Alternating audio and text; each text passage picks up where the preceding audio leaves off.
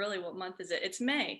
So we're going to talk about playbooks and really helping them be used for the delivery of our services. And I'm really excited to have Dee Seaver here today to talk to us about this. I'll just share a couple slides about who is the Service Design Network, what is the New York chapter of that network. The SDN is a global organization that hosts a conference once a year. They have a website with a ton of content.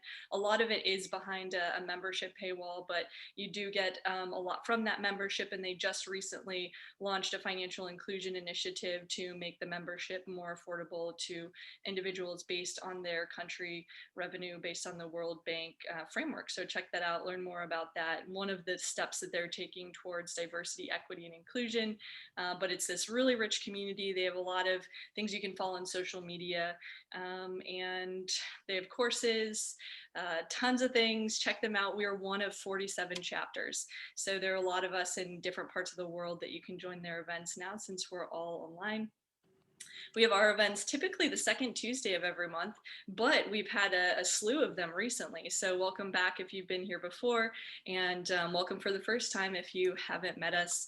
We have a few social media channels that you can follow for information about events, for recaps, to mention us if you see something you like, want to take a screenshot, share it. We love that. Talk to us. Hopefully we'll talk back. We're all managing the channel between Antonio, Kathleen, and myself. And yeah, get ready for Service Design Day. It's an international celebrated day. June 1st is the official day for that, and it's really an event to bring people together from different backgrounds, disciplines, to talk about giving back to their community, whether that's local or global. So be on the lookout for a series of events. There will be some featured by the Service Design Network at large, and then the New York chapter will be doing an event, but on June 8th. So we're doing it a week after. But there will be a lot of different things that you can check out. And we will be hosting the NYC Mayor's Office for Economic Opportunity, the service design studio there, and they're going to be featuring some of their fellows who've been working through projects. So be on the lookout for that. We'll launch it in the next couple of days. We've been doing these chats. Anyone can contribute their Calendly link to connect one-on-one. Antonio, Kathleen, and myself have Calendlys up there. Tim Reitz will also be on there if he's spoken for our chapter before, if you want to talk to him. So look on our meetup discussion board. We can, if you really want to know where that is, we can give you some more detail about that, maybe even link it in the chat. But we will talk to you one-on-one if you'd like. And then we're also doing spotlights on our Instagram. So if you check out the SDN NYC Instagram, you can meet some of our community members, some of our volunteers, folks who've been coming to events. And it's an opportunity while we're remote and continue to be remote for a way to capture who we all are, and maybe even start a conversation with someone that if you'd been in person, maybe you would have spoken to at one of our events. So look for those on Instagram. And a couple more words from our sponsor, but yeah, we have a website. I don't know if everyone knew that, sdnnyc.com. And that's where we host all of our presentations, if there are worksheets, any type of materials that the speaker would want you to have after the event. We try to email those out through Meetup, but not everyone has that. So you can check out our website, and it also has links to our YouTube channel for all recordings. This is where you go for the event content. You go down to community and events, and you can see all these different tiles with the events we've hosted in the past, going as far back as to our very first event 3 years ago. And our YouTube channel, that's a little bit newer. We actually now have 89 or 90 subscribers. So feel free to subscribe if you want to watch our recordings. This is back when we just had 50. What a time. And then finally, just please rate us on Meetup. I feel like I've been asking the same thing for 3 years, but we really do like to see the ratings and understand what you all are most interested in. So look out for the notification through the Meetup website. It will ping you. I think I saw that from attending an event the other day. You'll also get an email, and it'll just say give a rating stars and why you rated it that way. So be on the lookout for that. Please and thank you. And then without further ado, I am excited to introduce Dee Seaver from Philips. She's doing some incredible work over there from a service design perspective, and these playbooks came up actually while we were both in attendance of this service design campfire. And it was one of the many methods. She has a lot of different skills and capabilities, and is leading teams and leading work and making things happen over there. And so I just am really excited to introduce her and have her talk specifically about these playbooks, but a little bit about her experience at Philips. They have a really mature service design group, I've learned as of recently. So I'll hand the mic over to her and stop sharing. If I can find my mouse here. But yeah, I'm excited to have her and get ready with questions. It'll be a good one. All right, thanks, Natalie, and perhaps a little overselling what I'm capable of, but I appreciate it. I will definitely take it. Getting sharing going here, so let's see how this goes. Give me a thumbs up when sharing. Yep, I see head nod, great. And then what I will do is I want to make sure that I have the chat open so that I can also keep an eye. So if you guys have questions as we go, drop them in. I'm okay at catching them as they come up. So if I can, I will pause and grab them. But admittedly, when Natalie and I connected about this, which I'm always grateful for the opportunity to share, it makes me put some things on paper that have been floating around in my head. We also talked about just the breadth of kind of people in this community. And so with that, I do want to share a little bit about my own journey towards service design. It sounds logical in hindsight, wasn't anything that I planned. So want to share a little bit there. I'll do that really first half, do some Q&A around that, just because I know it's always helpful to what brought people to service design. And then from there, I'll dive into really talking about the playbooks. And honestly, my career experience has really allowed me to be able to do this today. So I think that path also, you'll see some of the things in that path also show up in the work itself. I do put in a disclaimer. I'm only about 90% serious, and then there's 10% of me that's ridiculous, outrageous, and will make awkward jokes. If you have a dad joke for me, throw it my way. You will make my day. And so starting with that then, what did I want to be when I grow up? Well, I knew that I actually was one of those people growing up that really liked to make things, and was very fortunate that I had a parent who said, well, you don't have to be a starving artist to make things. Like, there are careers for that. And I was like, great, let's do that. So I'm going to tell you where, starting in the Wayback Machine and where I am today, plus a couple of little nuggets about where I'm kind of looking to go or what I'm thinking about. And so I am a trained industrial designer. I got my BFA in industrial design, and that was very much on this premise of I like to make things. And I've kind of always said that industrial design is the business degree of design. It teaches you how to creatively problem solve, and then you go do that wherever it suits you. But one of the interesting things for me in doing industrial design is I was always more interested in how a product sat in context and what was a use case for something. And so this actually led me to taking a few interior design classes where I really started to build up a language around moving through spaces and the ability to shape physical experiences. So I went from I like making things to I like making things in a contextual environment. And so my roles really coming out of school, I never actually went into product design. I actually ended up going into what I describe as spatial design, where I like designing in feet rather than inches, and that's kind of how I moved there. And so I had two professional roles, designing trade shows, exhibits, portables, kiosks. And the thing that this really became about is how to bring a brand to life as an attendee experience. And so I was really taking that I like making things in a contextual environment to I like making physical spaces. But after doing this for a little while, I was in this space for about 5.5 years. I was getting to the point where I could see these like bigger picture opportunities. And really now I would call that strategic design. But at the time, I didn't have the language to articulate those, let alone how to actually action on those opportunities. So at that point, I actually made a choice to go back to school. And I opted for design management. And this really, the program was really about facilitating problem solving in organizations. So, then I was saying, well, I like to help other people creatively problem solve. And I was actually doing this for about a year, but kind of no surprise, just like I'd gone from interior to complementing that with industrial design, I was doing design management, and I got to a point where I was really missing the developing experiences. So, this was all about everybody else being creative. And I was really kind of lost touch with what I wanted to do creatively. And so I actually ended up switching majors to service design. So this took me from I like helping others creatively problem solve, multi-touch point, and overtime experiences. So still bringing these two things together, still really about facilitating, looking at strategy, how we think about journeys. And so, kind of looking back, it's like, okay, well, especially going into the physical experiences, this feels very logical that now I'm going into experiences even in a much bigger context. And so coming out of grad school, then I actually went right into a service design role at YMCA of USA.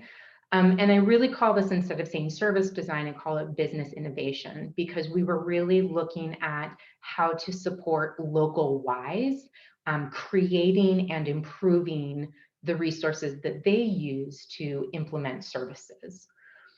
And some of the great things about working for YUSA, which is a resource office for local Ys, is that they were looking at things like program measurement and evaluating impact. And so I had some really great language around theory of change and measuring experiences. And it also kind of challenged me in a space for how to provide inspiration to local Ys to really think different, but then ultimately be the experts in the on the ground experience. So I could give them the space, but they really needed to bring that expertise. And I think one of my favorite things, and hopefully sounds familiar in the service design space, is we had an incredible moment in one of the projects that I was working on where we actually reframed from creating new programs to how did we enable supervisors and frontline staff to deliver an experience. And so, it was really saying, well, you can only take a customer experience so far if your employees aren't enabled and if they don't have the leadership support to do as they're being asked to do. And so now I'm at Philips. This is where I've actually been for now. I'm shocked to admit it, but actually the past 5 years. So we are now approaching the point where I've been in one job longer than potentially some of other parts of my career. So it's making me feel a little old. I'm trying not to get anxiety about that. But the thing I always like to say about shifting from Philips, I went from YUSA, which is mission driven, nonprofit, really in the social innovation space, to now Philips, which is a health technology company, global, and people have said, well, gee, isn't that a really big shift? And the thing is that I'm actually very much doing the same kind of work, but the content is different. So the beauty is I'm still taking that, how do you engage experts? How do you think about enabling others in the innovation? How do you create change and evaluate that impact? Now I'm just doing that as a technology supplier in healthcare. And so in this role, what I'm doing now, I've really squarely moved into supporting businesses that are shifting from really product, selling a point in time product, to shifting to services. And this is most of the time being enabled by different business models. So subscription, pay per use, pay as you go. I'm really looking at not just how does somebody buy something, but how do they potentially pay for access. And so again, that's part of the reason I say business innovation versus service design, because really the service design is a function of the way that I'm actively working with businesses. And part of what I'm going to share is with the playbooks is I've been part of an internal venture team that is moving from startup to really kind of scale within the organization. And so we're moving from 1 or 2 enterprise customers to now how do we think about additional markets, which really plays into things. So that's been a little bit of my journey. Putting this together, there were a couple of reflections for me and things that I wanted to share. And so one of them is, like I said, semi-logical professional journey, but that was really only in hindsight. And it came from following a lot of breadcrumbs of, oh, somebody's doing something over here that sounds interesting. What's their role? What's their job? What are they exploring? And just kind of continuing to do that. Oh, that looks interesting over there. I want to go do that. And how do I pull it in? So where I'm going next, I would say I already have a few breadcrumbs that I'm following. And so I'm sure in another 5 or 10 years, I will have a similar semi-logical professional journey. The other thing that I'm very passionate about is I would say a lot of my success and where I am today has come from really seeing design as something that's to be shared with others and is something where I'm inviting people in and enabling their success. So sometimes in the design industry, you'll hear this as like giving design away. And there's arguments for why not to do that. My experience has indicated this has taken me much further. And I think that's a lot of like going back to design management, you know, where that really came through for me is that really had to be a part of a collaboration and not something that just, you know, I could selfishly do on my own. And so then the last thing that I think really as kind of a thread through what I've done, and especially where I am today, is I've really built up what I talk about as my multiple language. You know, so I say that I speak marketing, I speak sales, I speak technical, I speak, you know, going back to my spatial design days, I speak shop. You know, I know what we're talking about when we're saying what are our miter joints and how do we disassemble this for, you know, a 4x2 crate. And so a lot of as I've gone, and I think it's to some extent following the breadcrumbs and giving design away, is that I've learned to speak in other people's vocabulary and even be able to help one language kind of translate to another language. So how to get the technical people to understand sales and vice versa. So that's a little bit of the semi-logical professional journey. Like I said, I think you're going to hear a couple of things come through in sharing about sharing about the playbooks. And so that's sort of that. So I did see a couple of questions. Let me see if I can scroll up here. Yeah, so what do I mean by overtime experiences in my service design background? So service design to me is designing overtime experiences. So if you put these 2 things together, I like helping others creatively problem solve services. Services then being multi-touch point and overtime experiences.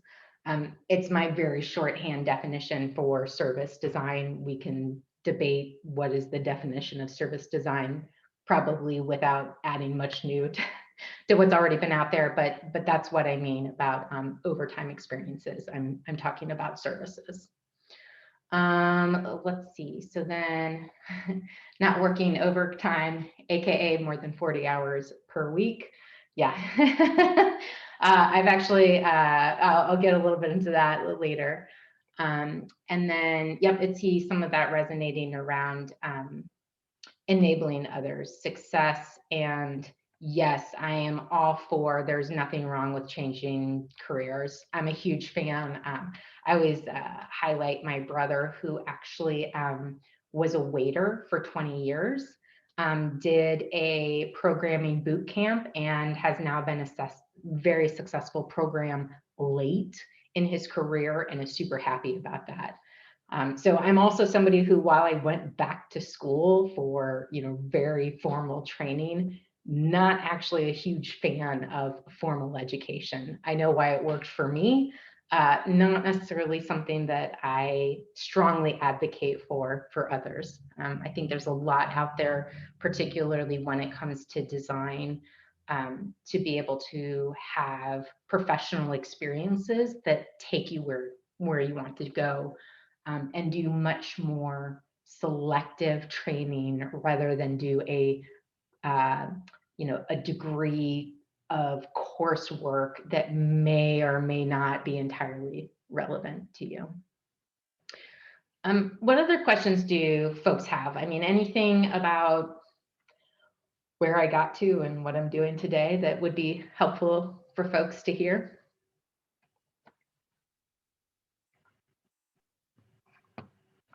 All right, I Oh, think I we're. was going to say, I mean, and then maybe give someone else time to think of a question. As you made these transitions and you followed these breadcrumbs, do you have any principles or aha moments or anything to share with folks as they continue to iterate upon their story and their portfolio? Like, I don't know if that's an easy way to like, what are themes across these transitions, but looking at the way you were able to fluctuate between these roles, what was your mindset and your approach around selling yourself into a different position? That's a good question.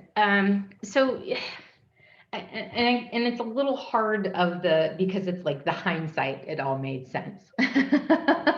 um, I think what I was unconsciously doing is I was finding things in whatever I was currently doing at the time that reflected where I wanted to go, and then use those as a storytelling mechanism or to help suss out the details about what would get me there. I'll actually take the spatial design, just going from industrial design to spatial design. I really framed the projects in my portfolio, even though they were very product-centered products, or projects, excuse me, product-centered products. Yeah, that's typically what they are. Product-centric projects.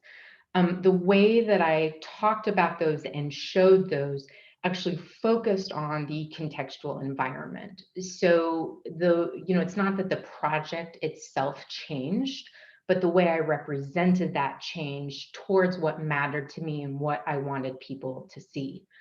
I would say it was the same with even where I am now. I very rarely talk about like a service design deliverable. I tend to really focus on ways of working to accomplish things, and how we as a team are creating change in a company.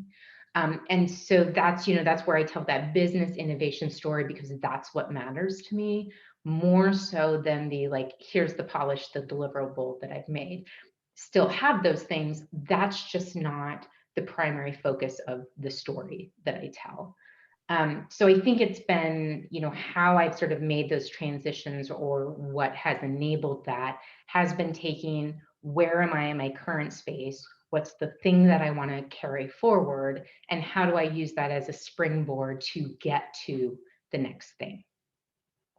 Thank you. And I see in the chat, Peter just asked about, can you tell us about a day in the life? Sure, absolutely. Of course, every day is different, yada, yada, yada. But generally, because I'm in this venture team, a day typically consists of I'm doing content review with my design team. So at any given time, I may have 3 or 4 designers that are working with me on different deliverables. So I'm meeting with them to review content of that deliverable. Are we on track? Are we meeting the needs? Is it to the level that we need it for our stakeholders? I'm also typically doing some level of, I would say, facilitation coordination. So whether that's identifying who needs to be involved in providing input, giving feedback, having some expertise that we need as part of our deliverable. And oftentimes that's a business stakeholder or that's a technical stakeholder. And so either identifying who that needs to be or then facilitating the conversation where they're providing that content. I do also have within the venture some work stream responsibilities. So myself and 3 other work stream leads are actually on our management call for that business. So we're also doing some of the, okay, are we meeting our next venture stage gate? How are we tracking towards some of our key deliverables? So it's not just design deliverables, it is, where are we as a business deliverables?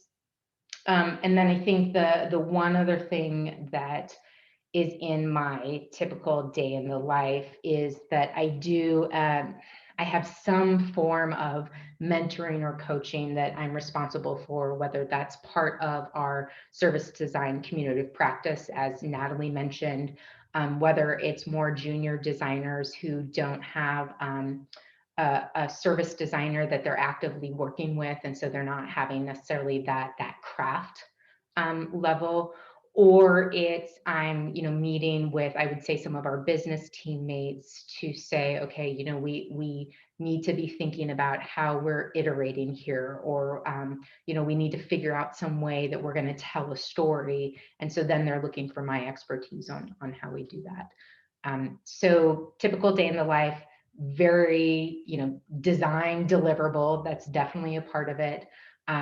Setting up input and feedback or facilitating those conversations, being responsible with other business workstream leads, how are we tracking towards the business goals, and then providing some kind of coaching, mentoring to other designers or to business peers. Thank you. If any other questions come up as I'm going along, like I said, I'll try to check them. We can always circle back. If you think about something in the next 5 minutes and comes to you at that point, just put it in and we'll come back to it. Okay, so service playbooks, right? So as I've mentioned, I'm part of an internal venture, and so we are trying to change a complex, regulated, risk-averse industry. And we're inside a corporation. So I live the lovely corporate startup life, which means it's a lot. It sometimes feels like the hamster wheel and sometimes feels like pushing the boulder up the hill. But the incredible thing is that we are working within, let's say, our parent business that has a 50% global market share and is the dominant supplier in the healthcare system for this particular business. So we do have, a real opportunity to create change. And currently the business, as well as our customers, really have this transactional mindset that's about big budget capital purchases. So in the enterprise world, think about this as a multi-million-dollar spend that they're maybe doing every 5 years. And in both the customer case and our case, the focus is really on closing the deal and getting delivered as quickly as possible. So then where our venture is coming in is that we're taking, like I said, going from that product to service, we're taking the product and shifting to a managed service where a customer can actually pay per use to access products without that burden of ownership. So a really good example in the consumer world is people who are familiar with Zipcar. You pay for how many mileage, you pay for how much time, but you don't have to deal with the car, you don't have to deal with the insurance, you don't have to deal with the upkeep. So you're getting access to that capability based off of how much you're using it. In the design world, I always like to give the example of where software companies have shifted to software as a service. So in Adobe Cloud, they went from you buy a license and then you have to buy it again when the next version comes out, to now you always have the latest updates for a monthly subscription fee. Plus you get the extra bonus of like Creative Cloud and some of the first access kind of things. So in our venture, this is where we're saying, instead of being a product that you buy point in time, we're shifting to how do we provide our customers access without that burden of ownership. And as for a venture, we've actually hit a pretty big market milestone when we acquired our first customer. So in enterprise world, one customer is actually a pretty big deal, because you're talking about there may only be, 40 or 100 customers. And so you're getting one out of that. And we actually challenged ourselves as well as the market to say, first of kind, we're going to build, measure, learn. We're not launching this service at scale. We're launching it as a first of kind pilot. And so just this is actually something that we share directly with customers. And so I really wanted to put this in context of our customers and then how that translates to our organization. Because shifting to a pay-per-use service model, there really does change what does that over time relationship look like.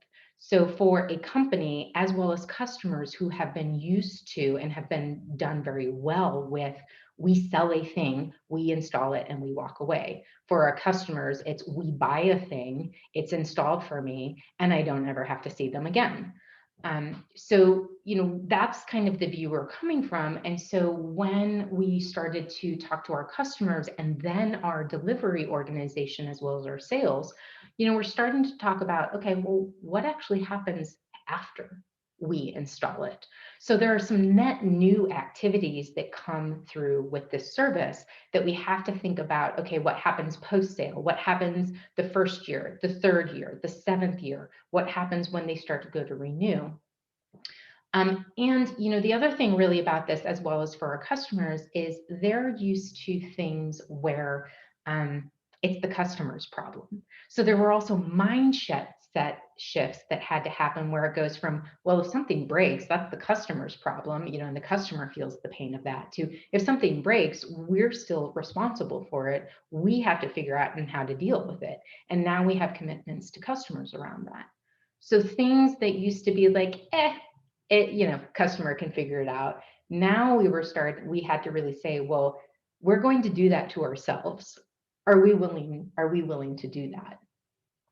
And I think another really kind of important thing for context setting before I get into the playbooks is our markets are also very used to mature launches. So this idea of a venture, of a first of kind, that we're going to be in the field building, testing, learning, is also a change. And so, there was a lot of questions of like, well, tell us how we do this. And I was like, well, we're going to kind of figure it out as we go. We have some ideas. Let's take a best guess. But that was really an uncomfortable space. So, taking the idea that this shift to pay per use is really only successful if a business can scale with repeatability and minimize variability, along with the fact that we had existing delivery organizations. We really had to think about, how do we enable these teams to self-direct without constant oversight? We can't throw people at it. And in some ways, being a small venture, that also means we don't have people to throw at it. And so it was from this context that really emerged for the need of service delivery playbooks. So existing delivery organization, we're talking about net new activities, we're talking about mind shift change, and then some of the just real realities of what scaling a business means. But so playbooks, right? So I've said this a couple of times, like, what do I mean by a playbook? And it really comes alive to me. You go to ask somebody about, like, oh yeah, so what did you do in that last customer meeting? And they go, oh, well, I've probably got it in my inbox somewhere. And so, like, the very hard, like very cold reality of this was, if we were really going to, create any consistency, do any kind of that scalability, we had to go from it lives on somebody's laptop to codifying the knowledge. And we had this whole premise that we had ideas of what we were going to do, then we did some things, and How then did we capture what we did, and did we want to do that again? So the idea of a playbook and really our, let's say, outcome, if you will, is how did we codify that organizational knowledge and make sure that we had that to hand off to the next team. Now, why this matters, just to give you a really visual overview, this is the amount of delivery team that we're talking about. So we have 4 major work streams. Within each of those work streams, there's subgroups that own different parts of things. And we now have this journey that is going from everything from how do we qualify and develop the opportunity, to how do we run it, to how do we expand it, and how do we renew it. And this is something that we were doing basically for the first time with all of these people. So if I'm having to go to potentially 100 different people to ask what they did, it's in their inbox somewhere. So again, at a very just practical level, the playbooks at a minimum were how do we take what we did, capture it, and share it to others. Now, the other thing about these playbooks is that we know from experience, if we don't involve our market teams, if we don't involve that frontline staff, we're going to lose the buy-in for what comes next. It's very much the idea for those that are in change management, do change with me, not to me. So here we had asked these people to take a best guess, try to do something different. And so what we needed to be able to then engage them in is how were they also part of the process to capture what they had done and reflect. So if I go back to kind of my journey, particularly starting at YUSA, it was how do you bring the experts in? How do you give them the space and the framework to be able to share their expertise? And so the playbooks then were also, coming back to that outcome is how, as an outcome, do we create and support the change that's happening within our organization? And so so what we actually did with the teams as a starting point is with each kind of functional area, we gathered what had they done, and we really talked about this at a topic level. So what, if we were to say, what do you want to capture things around? Tell us the topics that go into that. And then we want to go through and say, how do we get, we'd actually like you guys to draft the input. Tell us what you did. Tell us how that went. Share with us the materials that you used. And so all at that point that we were doing as a design and a business team was basically, to put up the whiteboard, literally and figuratively, and say, put everything up for us. We'll do the processing, we'll do the collating, but give us everything that you've got. And then so the interesting thing is like, this is where it all started, right? We've got to codify the knowledge. We've got to bring people into part of the process. But, we're a venture. We're being critical. We're asking, what does improvement need? And what we identified actually going through looking at the content that we had been supplied is that there was also need beyond just the tactical guidance. There was talking about hey, there's an experience that we're trying to deliver. How do we communicate that experience? So here we were getting from the field, I do task A, B, and C. And we said, well, we're the ones that are collating the content. How about we say for task A, we're trying to accomplish this. Here's our objective in doing that. Here's what this is going to mean. And so in taking that content and then being the collator, we had really the opportunity to say, how do we bring in that experience guidance? And so out of this, one of the things that I absolutely love, and I've actually started using it in now subsequent things, is we came up with this topic template that really took the practicals with the experience piece. So, we have a basic overview and it's really talking about the objective of this topic. So it's kind of the what it is, but it is also like, tell us a little bit about why this matters. Then for each topic, we were able to say, okay, what are the enablers for success? And so we had couple of summary things where we were actually able to say like, oh, here's what we learned before. So being very transparent of like, Yeah, we did this and it didn't work. So here's what we're doing now. Also bringing in some of the watch outs, that we know, even if we haven't run into this, we know this is going to impact us and impact our customers. We brought in the what are the things that kind of come into this. So because we were trying to do that, how do things connect over time? And we knew that that was an area we had to address. We use the influencing factors and inputs to really bring in that, hey, by the way, we did something before, make sure you go to that thing before. And we were bringing in this roles and responsibilities piece and less from a what is your title to more what are the expectations for you and how do you deliver that on that. And part of the big change in this was what are our expectations for customers? And how do we enable that with our customers? And that was a huge thing to say, yes, our customers have responsibilities too. And then there's the very practical tools and resources, right? Somebody created a kickoff presentation. We've got that linked in. Somebody else made a checklist. We've got that linked in. Even in some cases, we were being very transparent to say, it's been identified that this tool would be helpful. We've added it to our backlog for development. And then because we're taking sort of this service mindset, we're bringing in key moments. So while we might be in a particular part of a journey, or we might be talking about a specific topic, there really are going to be critical moments to that. And how do we make sure that we're honing in and focusing on that?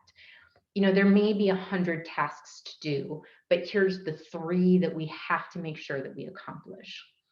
And then I think one of the things that really came out of this is we kept coming back to, well, what's the impact on delivery? What is the experience and what are the benefits? And we talked about this both for customers and for ourselves. So if we do this right, here's what it's going to mean for us later. If we take the time now, here's how we can reap the rewards in the future. And again, not just for customers, but also for us. And I think the last thing, and you can actually see it a little bit here in this top, this was just our content collection template, but in the top, we went from this notion that there's just going to be these net new activities. 9 of them you will have done before, and then there's the 1 that we're adding. And originally our theory was we would say, yeah, do those 9, add this 1. And what we identified is that there were some, I would say, current challenges in those 9. And so we might have to say, hey, for 2, 4, and 5, these particularly matter to us. Yes, they are standard work, but if we don't do this standard work up to our specification, 10 is going to fall down. And then somewhere in the next phase, 1, 2, and 3 aren't even going to be able to happen. So we talked about this idea of what are the new items, and then what are the things that are standard and in focus. And this really brought a way for people to find what they already knew, use that as an anchor point, and then think about what they were adding to this. So we've got some content, we've got some playbooks, yay. Now, the real question is like, what do you do with that?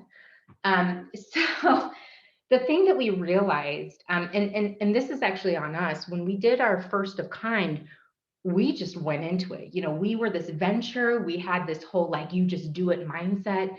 And we didn't even stop to talk with the local delivery team that was working on a first of kind to say, hey, here's what part of being a first of kind means. This is what it's going to look like for you. So with our first release of these playbooks, we are actually using this content to onboard local teams. So we're actually saying, great, we now have secured this customer. Before we start doing anything with them, let's set expectations up front. Let's help you and let's help our customers. And one of the things that was really great is I got this email the other day because I'm customer quotes, right? I have internal customer quotes, but I get this email the other day, like completely had forgotten that we have like shared these playbooks.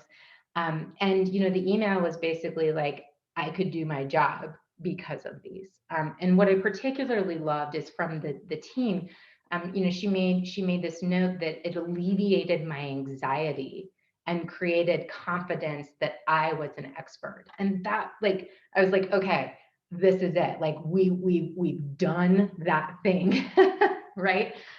And one of the things now that we're working on is, so we have these Word documents that swell, but again, they live on somebody's laptop, metaphorically speaking. So part of now what we're doing is we're saying, well, what is the experience of these playbooks?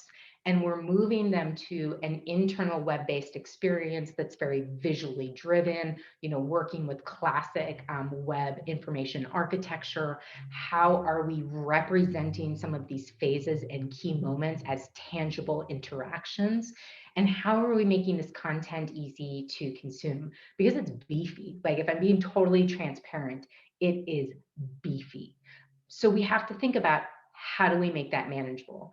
I've got a visual designer, I've got a content strategist, and I've got a copywriter, where we're actively working on this to make sure that it is consumable content. I see some questions, so let me do a quick scroll here. I see great playbook, more verbiage, always happy to share. Oh, question, was the language of calling a playbook intentional? Yeah, great question. Maybe. I don't know that I can give us that much credit for it. I think that we had some existing nomenclature within the company where, so we're a very process-driven company. So we have things like our process excellence framework, and we have business process owners and business process experts. So in kind of the process space, there's a lot of things like process maps. And I see the point here around like documentation of like, yeah, because it went in a drawer somewhere and like it was documented and archived, and that used to be physically archived because we're a regulated space and we have to have that documentation. So I think there was some intentionality of, well, we want to reflect some of the things that we already know, but we want to take it from this is guidance to you. What you do with that is still the value that you bring. So we're not going to say step 1, 2, 3. We're going to say, we need to accomplish this. How you do that is up to you. So they're still bringing in that, like, what is the framework? What is the approach? What are the markers of good? But I think where the playbook is really nice, actually, as nomenclature, is that it speaks to the, like, these are plays that you run, so like it does, there is some sports metaphor to there, and potentially that doesn't resonate with everybody. But we did have some other areas in the organization where they were talking about playbooks that have adjacent intent. And so this was the thing that stuck. Right or wrong, I'm running with it. It seems to be working. Wish I had a more official answer there. And then let me see if I can answer the question here. I'll do this real quick of why craft a playbook versus referencing existing materials in the wild. As far as I'm concerned, referencing existing materials in the wild would be great. I would love to collate those and put them someplace where people can actually see them. The challenge is they are in the wild. It goes back to, well, the Midwest field engineer knows the South Zone field engineer, and the North Zone technical integration person has gone through this like chain to get the Midwest zones in the wild materials. So actually, in a lot of ways, we weren't really creating new. We were codifying some of the things that already existed. And that's where it was saying, well, yeah, these 3 steps are standard work. Let's make sure we all understand and agree what that standard work is. And then here's the one other thing that we're asking you to do new. And we're going to share what we've done around that. Okay, and then I do see, let me jump to who has, so somebody has their hand raised. Let me check with that, and then that was me. I was actually the person who put the last question in. Oh, okay. And I'm glad that you answered what you did, because this relates, so I'm building on that basically. So one question that I had was about how these my name is Hillary, by the way. I work for a US government agency. And so one question that I had was about how these playbooks could be used with end users who might be a little more intransigent, and how they could be used for some behavior change and perhaps service modification in what they're delivering. Because I know that for people who provide frontline services at my agency, I think there's often an attitude of, I do not need any help. I have been doing this for 40 years, right? Which, it has its merits. And so I'm wondering if you were able to integrate any of these end users into the actual design of the playbook to get more buy-in. And if so, what kind of methods were you using? Were you just having them sort of sign off on it? Did you talk to them about the priorities that they had in terms of things like usability? How did you integrate end users into the design process if you were able to? Yeah, so it was all end users. So Great. the thing is, so the way Philips is set up, we have local account teams. So we will have a clinical specialist, we'll have a field engineer, we'll have an account manager, we have an integration specialist, we have a thought leader. I mean, when I say 100 people, I'm actually not kidding about that. So what we would identify with, or what we identified with our first of kind local team, is we said, who are the 10, 15, who are the, let's say, owners of what's been done, who can give us the on the ground experience. I don't want their manager that wasn't there. I want the person that was there. We can add in their manager, but I want the person who did it. Tell me what you did. Tell me how that went. Now, some of where our responsibility as the business was to say, well, did that work? Do we want to do it again? We have to add some of that critical evaluation in. Like, that's not their responsibility. They certainly have ideas, and we want to make sure that we're capturing those. But our responsibility as a business is to say, here's what best should be, or here's what makes sense for us to do again or not do again. If it turns out that, like, we spend a ton of time and energy and the customer thought it was lame, like, out, I'm totally out, right? Like, not worth it. If we did this tiny little thing and the customer was like, that is the greatest thing since sliced bread, like, rinse and repeat, baby, like, let's roll that over. So it was the end users who were able to say, oh, well, here's the PowerPoint that I created, or here's the checklist that I made, or here was the file that I put together with the names of the stakeholders. So we were grabbing their materials, we were asking them to reflect on it, and then saying, okay, well, now what does this mean? And that's where I go back to, we had the critical opportunity to say, great, we did this thing. We want to add the experience piece to it. We want to say, we do this because here's the value this brings. This is what good looks like. And so then, we were taking that collating, identifying where there were gaps, and then asking again for the local team to say, hey, we see that we don't have anything about step 4. Can you describe to us what happened at step 4? And like, all of a sudden, they're telling you these 10 new things that you didn't even know to happen. You're like, okay, we should probably capture those too.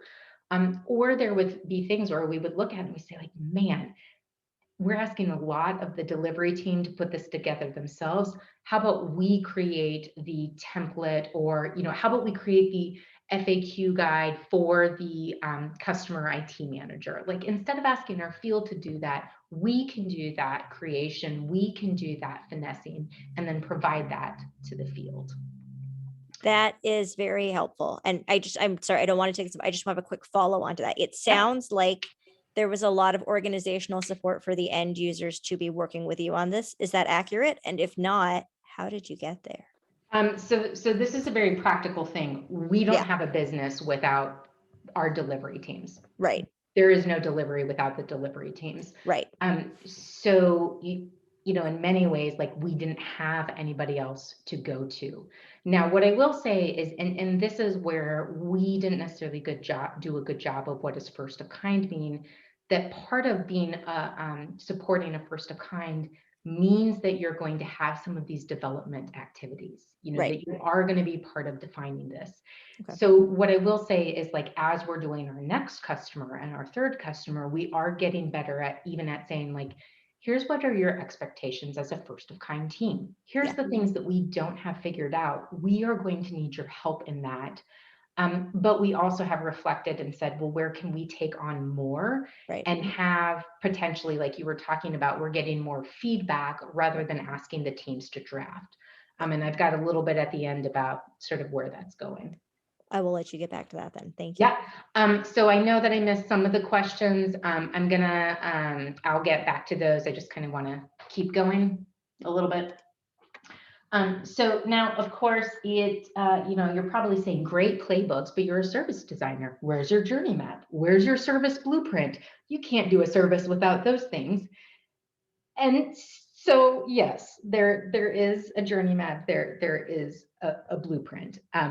Just for kicks, I was trying to figure out like what was I going to show for this image, and I'm like, oh, the classic like happy faces pointing at Post-its, because that's not actually how it works. And sure enough, here's an ecstatic group of business people celebrating together after brainstorming.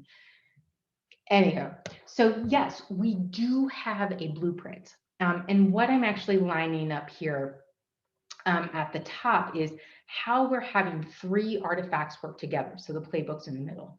So what we're actually doing is we have our journey map, service blueprint, tomato, tomato. And what we say is, okay, we've completed a phase of this journey.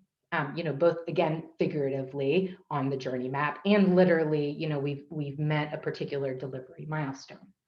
So now part of this, reinforcing the shift in mindset is we're actually going back with the teams and we're saying, did we do it as we had it planned in the map?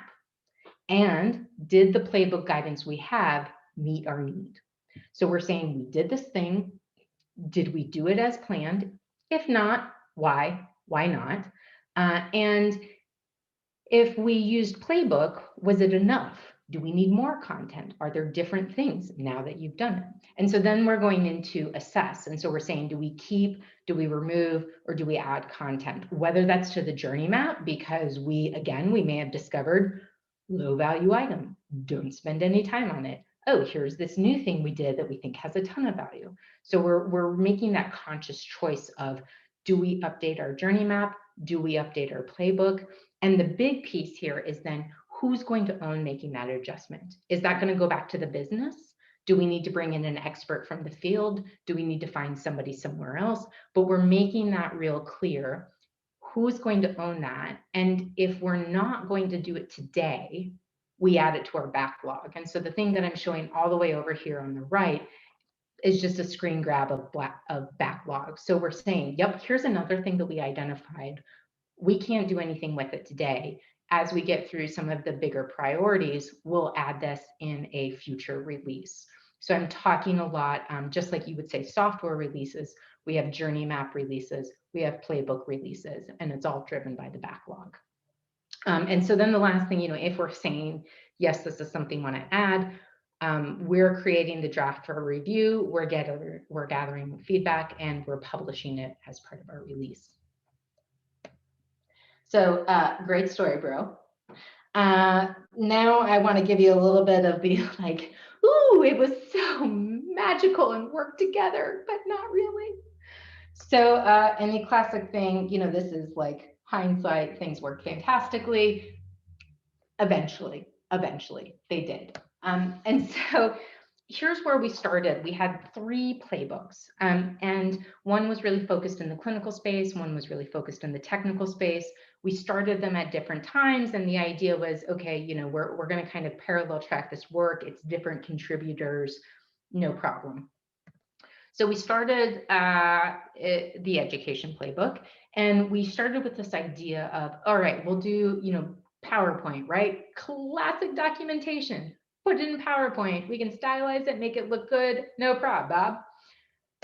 And in fact, the team looked at that and they said, wait a minute, this is like categories of things. It actually doesn't connect to the customer journey. And I was like, you're absolutely right, it doesn't. And so we all looked at it and said, we've put this together all wrong. We need to do, instead of category-based topics, we need to do journey-based topics.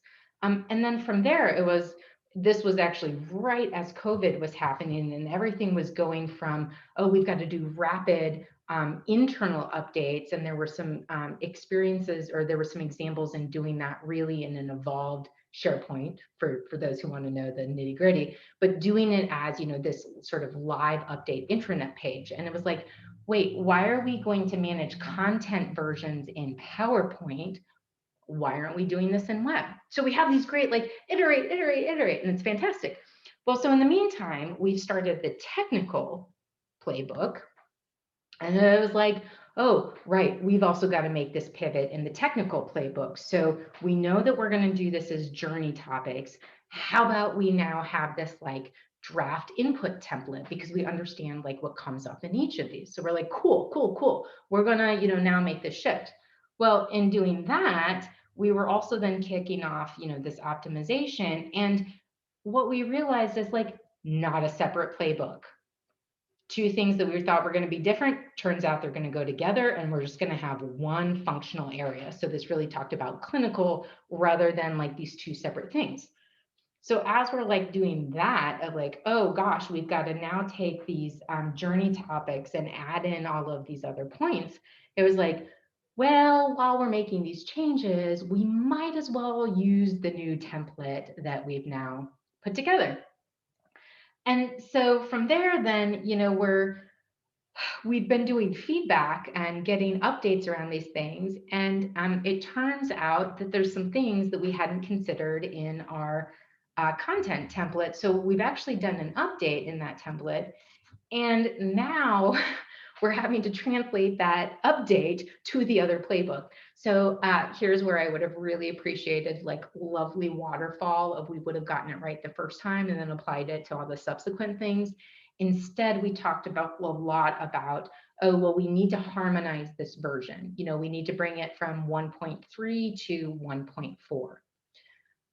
And so then in the last thing that kind of came out of this is now that we have this really consistent setup of each page is going to have this content, the playbooks all look the same. And so we have different functional users. And so, but we also have overlap. So if I'm somebody that has to look at playbook 1, 2, 3, 4, 5, how do I know which one I'm looking at if I've got them all up on my screen? And so we actually had to go back and say, not that we're changing the content, but how do we actually look at the visual style that we're taking? So we started doing some color coding. How do we adapt the illustrations that we were using so that they might be more clinical focused versus more technical focused? And oh, by the way, in the middle of this, we released our journey map. So there's still gaps in like, well, maybe we're talking about one part of the journey in one way in one playbook, but we're not talking about it necessarily the same way in the journey map. So we still have some continued, what we're saying, like crosswalking to do.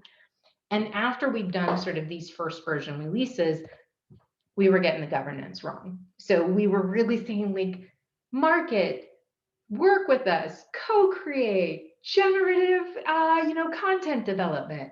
And they were like, dude, I've got to make my order numbers. So I'm going to need you to not put so many meetings on my calendar. And I was like, okay, cool. We as business will take more of that responsibility and do more of the provide us feedback, help us help us refine. But we're really taking now the responsibility for that more detailed content generation.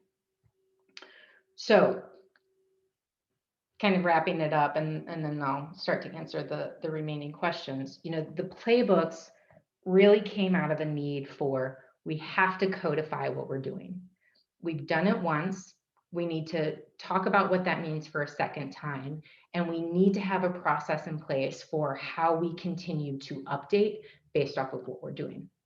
The other thing that our playbook has done then is actually bring the end users along, bring our delivery teams along, bring our market along, and really represent that, like, how do we do this together? And now, what we're really starting to see, like I mentioned, is there's been some fascinating, that kind of template that we've created for framing of the content. We've seen now that that's really working well to talk about other areas, whether that's internal processes that we're having to change as part of a venture, or if we are starting to talk about, onboarding new aspects of the service. So as we start to, increase, let's say, the scope of the service, we're starting to see that, oh, by the way, that template really helps us for what do we need to capture to talk about, hey, you want to come be part of our venture. So that's Playbooks. They're working well for us. I don't know if they will work well for you. We are still learning how well they are working for us. And I'm super nerdy about this. So excited to answer the questions and tell you more. So let me see. Let me get back up to questions in here. Oh, I feel the photo so deeply. Yeah, I was eye stalking. I was like, yeah, like which one of the happy sticky people do I pick? Okay, let's see. So Greg, yep, I answered the why craft a playbook versus reference materials. How did you get people to align on roles and responsibilities? Some of that was easy. Some of it was, well, tell us what you did, and are we going to do that again? So there were some things of like, well, I took this on, but I don't really know if I was supposed to do that. All right. So if you don't do it, who would? Or what would the next team, what would we recommend for the next team? And then let's get feedback from the next team of, does this make sense? We are talking about org design for what we are trying to do. So there are some very real, do we have the right capabilities in the markets to deliver? Do we have the right focus of the teams? I mean, we are talking about an existing delivery organization for a new offering. And sometimes what's actually coming up is we're saying, we don't have the answer for this, and we have to actually escalate it. So in sometimes it's actually exposing misalignment, or let's say lack of alignment. I'm not going to say misalignment because I don't think that's fair. But it's exposing some of the like, gosh, like we really don't know, and this is different. So maybe this is something that we should figure out. The other thing that is being interesting is in the playbooks, we have actually said, you will work with people in different ways. We expect that if you don't have the answer, you reach out to your additional team or the other experienced team to get their expertise. One of the things that the delivery teams talked about is how they were working with each other in new positive ways. They actually felt like they knew each other better. And so that was one thing that we said, well, really for, potentially a 10-year contract, we need these people to be intimately connected to each other. So let's promote that. Let's actually not get too clear on divisions of labor, and instead say, here's the 3 people involved. You guys decide how you want to divide up what works best for you, because every team's going to be a little bit different. Between the 3 of you, here's what we need to accomplish. Not not the cookie cutter, like here's the 3 steps that you take to get people aligned, but some of the outcomes that came just from saying, tell us what you did, tell us how that went, should we consider doing it again? Okay, we got, so Kyle, I'm so glad to hear you are referring to this as codifying practice. Hallelujah, amen. You mentioned, are you monitoring any risks that come with codifying at this scale? Have you found any hazards? Maybe. So codifying at this scale, the thing is that we're codifying every iteration. So we're not doing a big bang effort. And if we were doing a big bang effort, I would be much more concerned about potential risks and hazards. Because we're saying, how do we build on the previous customer's learnings? It's constantly additive and refining. And some of what we have even put in the playbooks is said, where do we need to do this again to determine if it actually sticks? So we're trying to be very transparent of, this was successful at this customer. In another customer, we need to see if it actually happened, if it plays out the same way again. You know, in healthcare systems, you have, in some ways, infinite possibilities, and other ways they work very much the same. IT's worried about security, clinicians are worried about patient care. Those are pretty like universal norms, just as some examples. And so those are things, you know, where we can say, well, yeah, we don't really think there's a variation from one customer to another, but here are the variations that we think might exist, and we need to capture that. There are some bigger responsibilities as a business because we're a venture, and part of our internal gating activities is, what do we believe are the riskiest assumptions? So, you know, very much taking startup language, lean startup, you know, business model innovation, where we have a register of what we believe are our riskiest assumptions and which ones are we addressing before we go through the next gate. So that's where, as a business, we do have some of those responsibilities. And we also get to make some of the content curation choices around how much do we expose. And if we really think that was a one-off, we actually may make the choice that it goes in the backlog to be codified, that if we see it again, we will then add it to the playbook.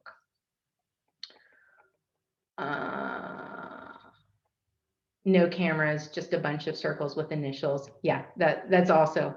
Yeah, so I mentioned 3 documents. So the 3 things that we're using in conjunction together to manage continuous improvement is, we have a journey map. You know, there's long, healthy debate around what form that takes and how we're doing that. Don't worry about that so much. We have a playbook. You guys have seen what form that's taking, and then we have a backlog.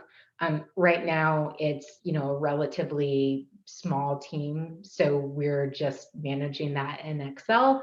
Of course, you could get more sophisticated and do things like, you know, Jira and Confluence and all of those other things for officially managing backlogs like you would in software development.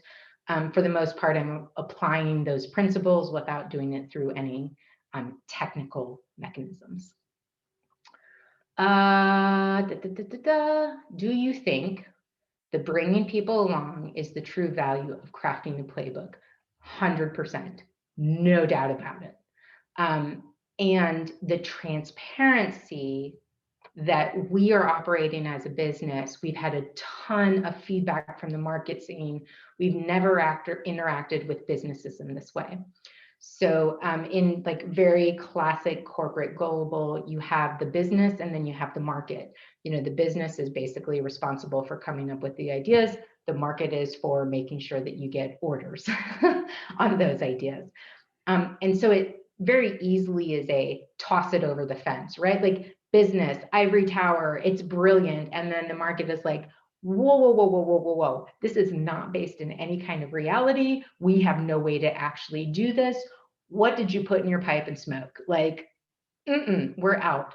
So the thing that really has been incredible, and we've actually heard reference from other teams that they're watching how we're approaching this, observing, I should say. It's not like watching to see what's going to happen. They're observing how we are saying it is always a business market conversation.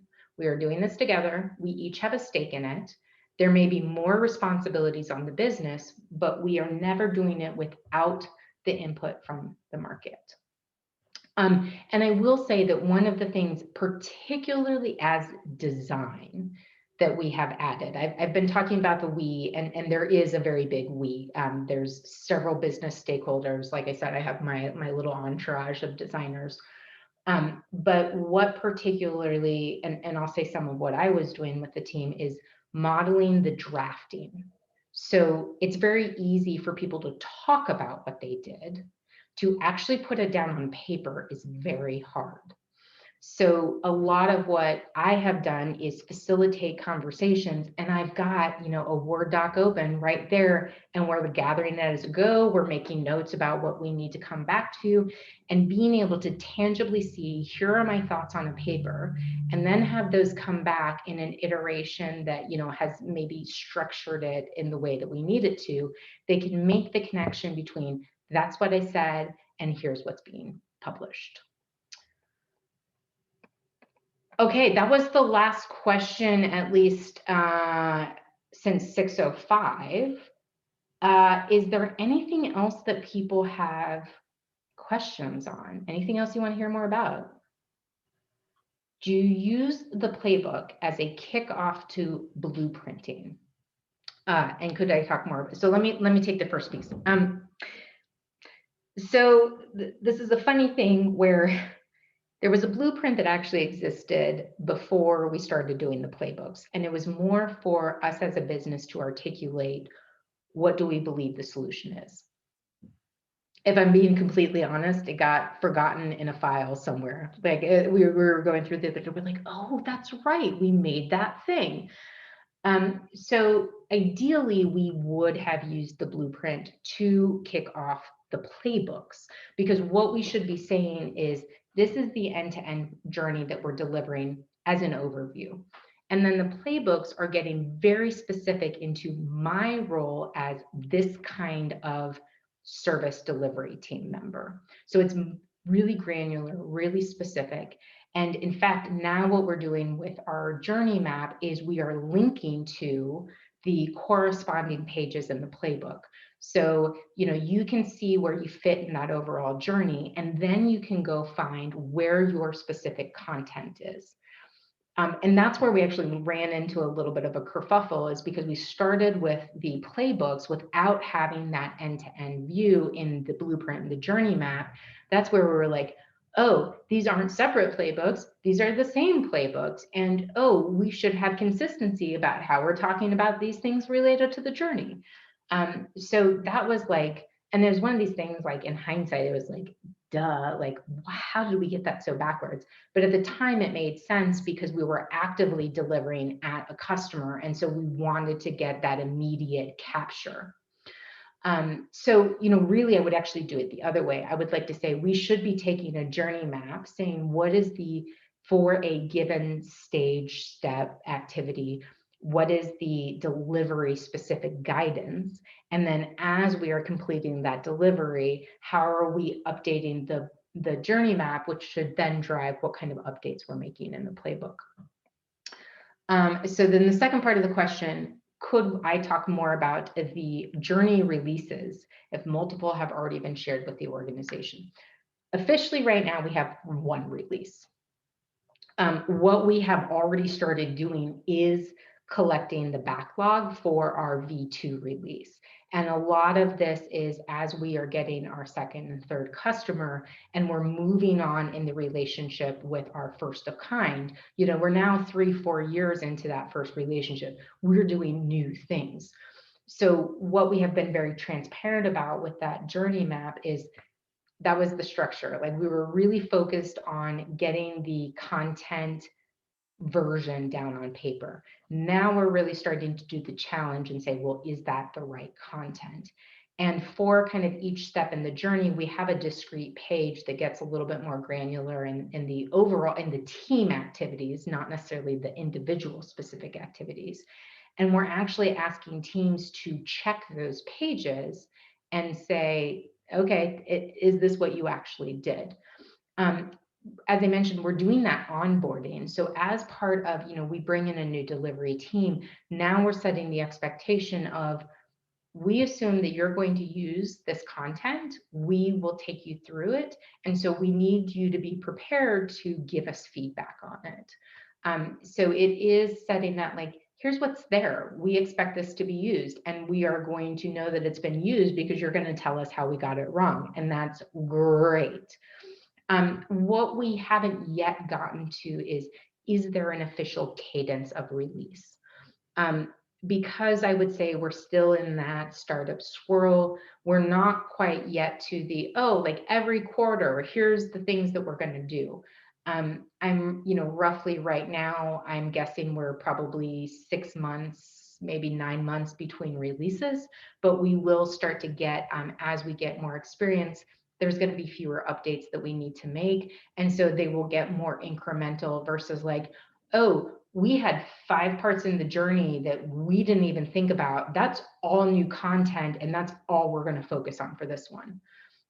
So full transparency in the releases, it's a little bit of a theory. I'm testing out how that theory is going. Okay, so does our journey process consistently move through the same order? No, it does not. In fact, one of the things that we have identified is fundamentally wrong with our journey map. It's represented linearly. So one of the big things that we have added as an iteration for the next release is how do we represent that journey as secular, where particularly when we're talking about, so some of these installs can take 18 months to complete, and we're doing them in 3 phases. So how do we talk about where are you coming in at the journey and where are you in that process? Because implementation then is essentially happening 3 times. So you may be in that part of the, one part of the customer organization may be in that install phase. Another part may have already moved on to the use and management. And yet another part may have already really gone through their adoption phase. And so they're already looking at how do they make improvements. And that basically happens over what we have as a 10-year contract. So we're really talking about, you could be pretty much anywhere in that cycle within that 10 years. So no, it does not happen linearly. And yes, we are having to look at how we represent that better. I mentioned in my personal journey, we're going back here. I wouldn't necessarily recommend higher education, although for myself, there were benefits. So I am a learner who does well with concentrated focus. So I am like super nerdy. I love academia. Like I can geek out like all day long. And so for me, it was, I don't want to piecemeal this together. Like I want to be in it and I just want to like focus on doing that. But the thing that I found is so I had signed up for a 2-year master's, and in the end, like I switched halfway through because I did half the year and I was like, yep, that's all I actually wanted out of that degree. Here's what I'm going to go do with this other degree. And I ended up really kind of having to hack things together. So like technically I have 1.5 master's degree. I'm like 2 classes away from finishing the second one. And I actually can't be bothered with. So for me, the like concentrated learning was really healthy. And so the thing I didn't mention at all is I also did, I did work in design for sustainability. And in fact, my thesis had sustainable aspects to it. So I've also got this like hodgepodge of like systems thinking and, social co-creation. So for me, what works great about higher education is I get that very intense, concentrated dive deep into the content. That does not work for everybody. And in fact, I don't think it works for very many people. I see more and more how valuable experiential learning is. Like I love micro courses focused on just a single topic and having that opportunity to match practical experience while you're getting some of the theoretical. And I think the reality is, I'll go on a slight social tangent here. Grad school's overpriced, college is overpriced. And I think it's really hard to justify spending what it costs when you can do these incredible things like boot camps or LinkedIn courses, or be able to do volunteer projects that give you the experience. So I think a lot of it is I'm far more interested in democratizing the access. Like I said, slight social tangent, but I would rather see really talented designers come in than face that barrier of higher education. Can get really nerdy about it. If anybody wants like here's what I'm thinking about and doesn't make sense, send me a note on LinkedIn. There are certain situations where yes, I think it does. There are other things where it's like, no, go do a General Assembly course and it'll be great.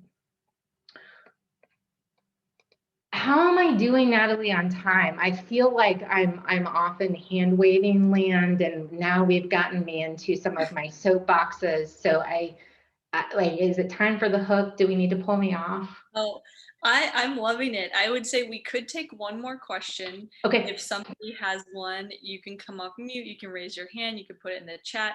But I'd say, yeah, we could take another question and begin to close out if people don't have anything else to ask you. But this has been wonderful. Oh, we got one. There. How can we learn more about the playbooks? You heard it here.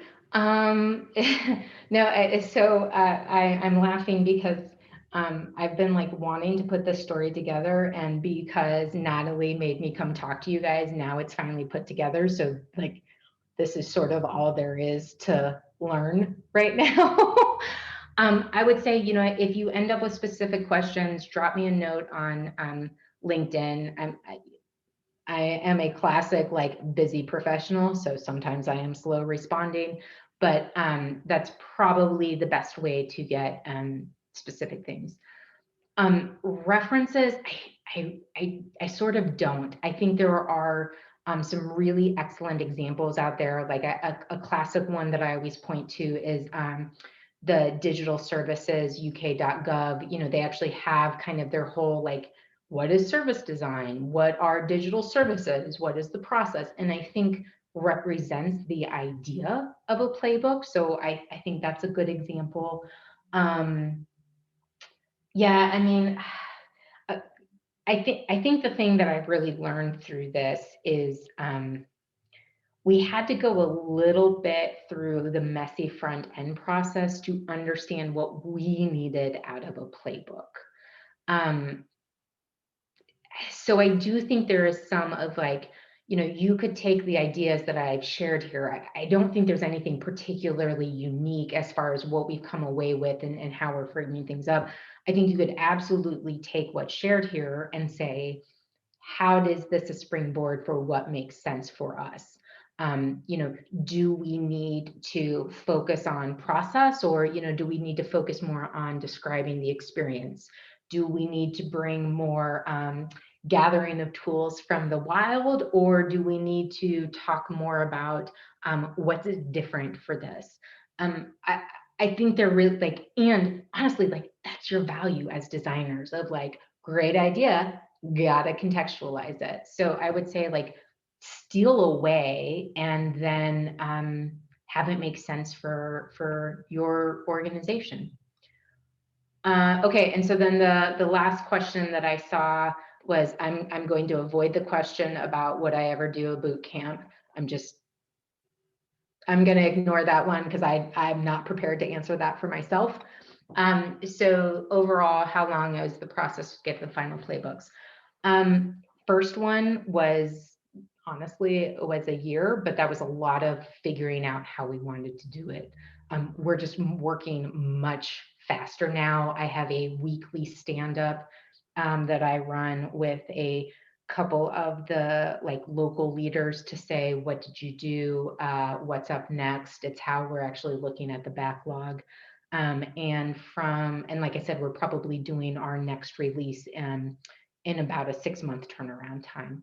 So, but I say that as 100 of people, it takes 100 people to deliver. We're talking about, a 10-year contract. We're talking about a business model change that is fundamentally shifting our company and the industry. It doesn't have to take that long. In fact, we're doing a little kind of micro excerpt, a little mini playbook for our markets that we're looking into. And there we're doing our MVP is we're putting file folders together that are organized in the way that a playbook should be. So it's going to be named with the journey phases, and we're dumping in the materials, and then we're doing like, and here we're actually doing PowerPoint, we're doing like a 10-page what you can find where. And so that's a month exercise. Like we're just rapid cycling because we need to be able to be ready to quickly move for these other markets. Okay, I'm going to cut off there because I will keep going, and so I need to cut myself off. My only request is that if you drop me a note on LinkedIn, you have to give me context for why we're connecting.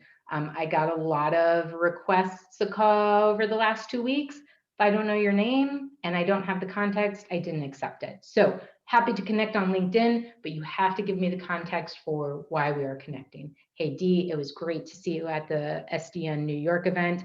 Have a question for you. Okay. Thank you so much, Dee. This has been wonderful. I think we had some great questions. Thank you everyone for engaging with the materials.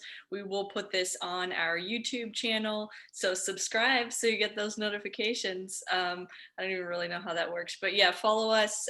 Look for some follow-ups through Meetup. Elissa is writing a Medium recap, so if you prefer reading to remind yourself of what you learned. And yeah, again, I actually recommend that as a best practice. Maybe that's my soapbox PSA. Anytime you connect with someone, just say where and why you want to connect with them, because otherwise it is a little bit like, are you who? Anyway, have a wonderful evening, everyone. Look out for Service Design Day, our event next month. You all are great. Good to see you. And thank you again, Dee. Bye, everyone.